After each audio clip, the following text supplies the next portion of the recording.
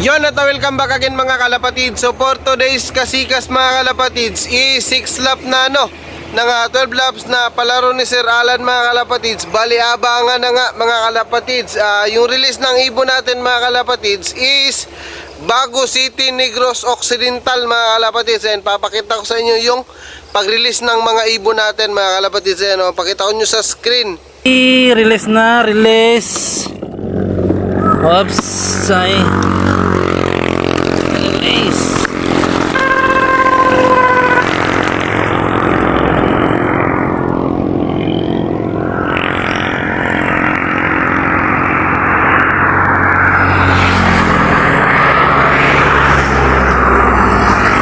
So ayan mga kalapatids, kitang-kita nyo naman yung release ng ibon natin. Yun mga kalapatids, abang-abang tayo. Andito pa rin tayo sa likod ng loft natin mga kalapatids. Kasi nga, gaya nga ng sabi ko. So, dyan yung landingan nila mga kalapatids. So, samahan nyo kami mga kalapatids. Ito pala yung kasama kong nagabang dito. Ayan si EJ lang sa kulam. Ayun mga kalapatids. So, samahan nyo kami mga kalapatids magabang ng dalawang warrior natin mga kalapatids. Let's go! Bye!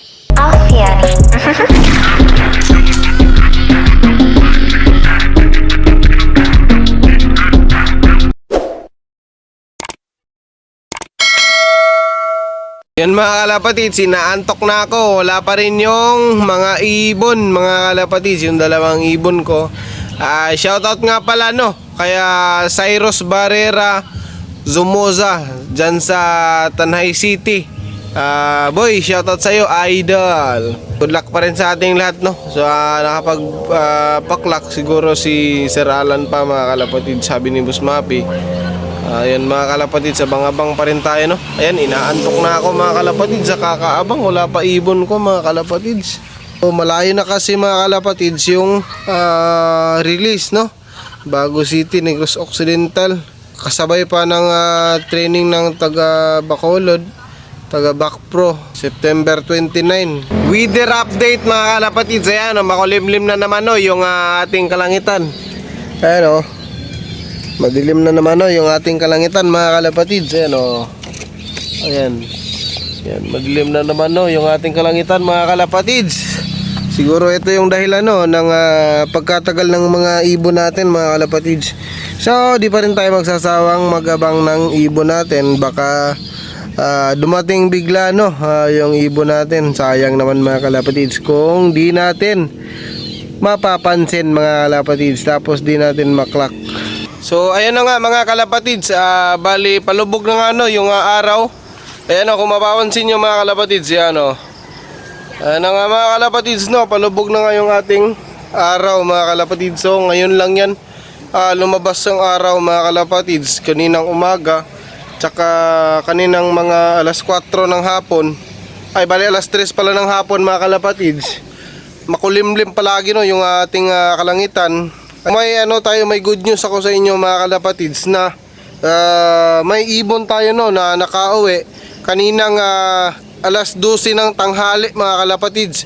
12:20 bali yung speed niya 321 siguro. Di ko matandaan.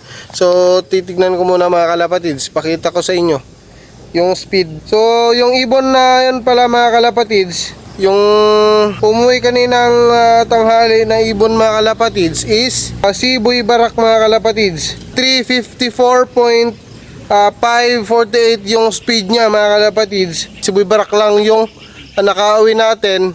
Si Boy Barat natin, yung kapatid niya, yun yung hindi nakauwi. Isang layo na noon mga kalapatids So sinuwerte tayo mga kalapatids dahil nga nakapagpauwi tayo kahit na mahirap yung karera, kasi nga makulimlim yung ating kalangitan mga kalapatids.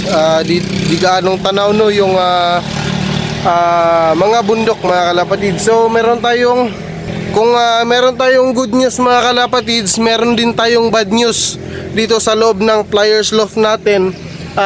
Kaninang siguro mga mga 11 pa, di pa dumating si Boy Barak. 11 pa mga kalapatids. nagparunda ako mga kalapatids. Ayan, parunda ako ng mga ibon ko. Tapos may biglang bumulusok. Tapos yung mga ibon ko mga kalapatids, nagsikalat na sila kung saan saan na sila dumadapo mga kalapatids. Yung iba andun sa taas ng puno, bali 4 dun mga kalapatids. Tapos dito, isa dito sa may mangga na to. Tapos dun sa tapat ng bahay namin no, mga kalapatids, dun yung iba mga kalapatids. Tapos nung mga 10 minutes siguro mga kalapatids, tinawag ko sila kasi nga magpapakain na ako. Andulas siya natin, si Black natin mga kalapatids, hindi nakauwi no mga kalapatids. Kaya yung inaantay natin mga kalapatids. Tapos dumating siya no ng pagkatapos na dumating ni Boy Barak, dumating rin siya mga kalapatids no. Pero naano ako mga kalapatids dahil nga wala siyang kain mga kalapatids bakit hindi siya pag tinatawag ko hindi siya lumalapit. So yung mga kalapatids, nandito na silang lahat, pinapakain ko na, di pa rin siya lumalapit mga kalapatids. Ipapakita ko sa inyo mga kalapatids yung nangyari kay Andalusian Black natin mga kalapatids mamaya. So yun lang at maghahabang-habang muna tayo dito no ng counting oras mga kalapatids para naman ay masulit natin no yung ating pag-aabang na may araw pa at maliwanag pa yung ating kalangitan mga kalapatids. Samahan nyo ako. Bye. So ito na nga mga kalapatids si Andalusian Black natin. Ayan o.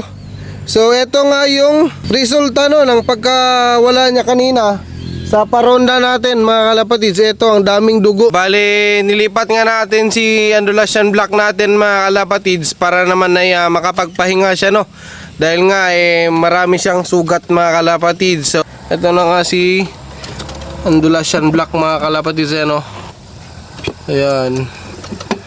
Talagang parang matamlay siya mga kalapatids. Yan, may mga so ginamot natin siya mga kalapatids, katulad ng yung ginamot natin kay white gristle natin, yun pa rin yung ginamot natin sa kanya mga kalapatids. No? May dugo pa sa ating kamay. So yun mga kalapatids, yun yung bad news dito sa Flyers Loft natin. Tayo yung number 1 no sa old bird category mga kalapatids na nakapagpaklak ng Bago City, Negros Occidental. Yun lang mga kalapatids, wala pa rin no si Boy Barat. Ayan no, malapit nang mawala no yung araw. Ayan no. Yan mga kalapatids, bali mag-alas 6 na rin mga kalapatids.